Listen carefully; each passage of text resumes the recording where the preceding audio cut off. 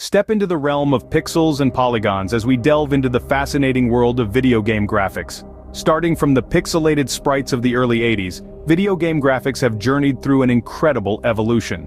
Today, they've morphed into stunning, lifelike visuals that can often blur the line between virtual and reality. The importance of graphics in gaming extends beyond just aesthetics.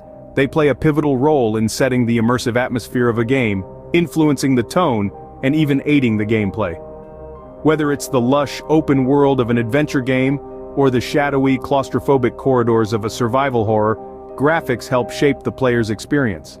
But what's the magic that powers these awe-inspiring visuals? How do game developers breathe life into pixels, transforming them into intricate landscapes or expressive characters? Well, it's time to pull back the curtain on the process behind these stunning visuals.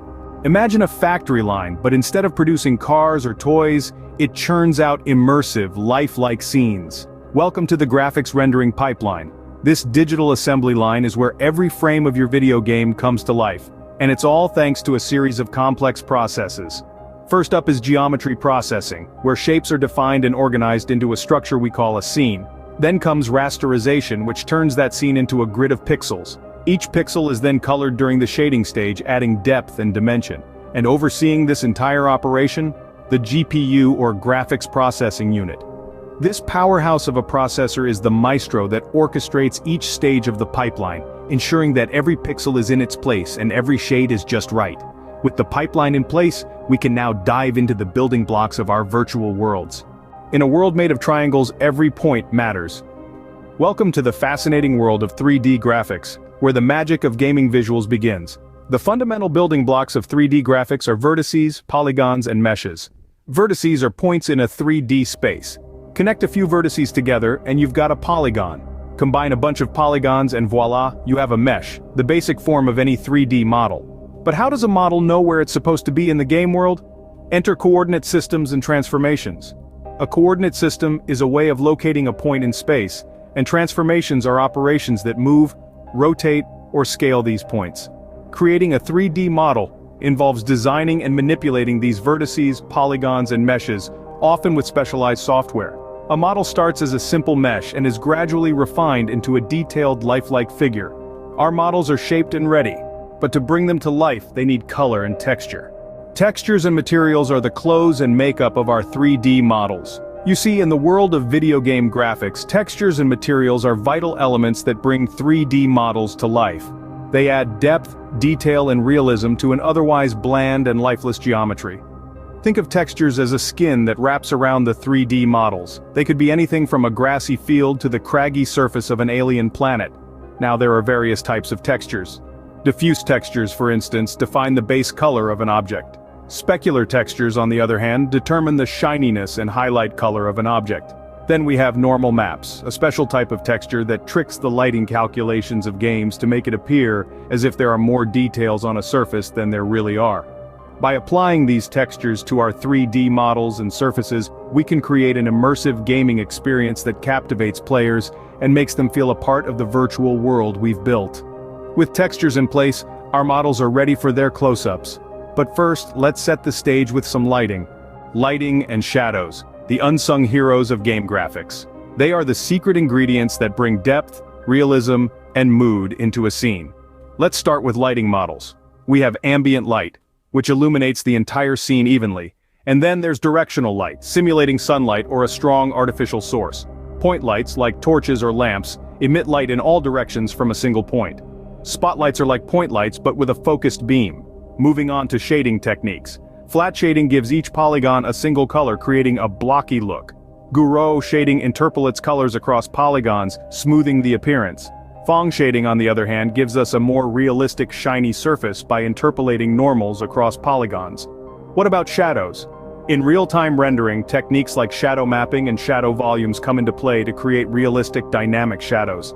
These techniques calculate how light interacts with objects, casting shadows that add depth and realism to the scene. Now that our scene is properly lit, it's time to add some special effects to really make it pop. Special effects are the icing on the cake of our virtual world. They bring the gaming environment to life, adding an extra layer of realism and immersion. Particle systems play a key role here, simulating phenomena like fire, smoke, or explosions. These systems use tiny graphics units or particles to create larger dynamic visuals that move and interact naturally with the game world. Then we have post-processing effects, which are akin to adding filters to a photograph but in a dynamic real-time setting. Post-processing effects like bloom, motion blur, and depth of field can dramatically change the feel of a scene, enhancing the mood or suggesting speed and movement. Dynamic weather effects and environmental changes also contribute significantly to the immersive quality of a game. From a gentle snowfall to a raging sandstorm, these effects alter the game world in real time, responding to the narrative and player actions. With special effects in place, our scene is almost ready, but before we unveil it, let's take a moment to discuss rendering techniques. Rasterization or ray tracing, the eternal debate in the world of game graphics. Let's dive into this hot topic.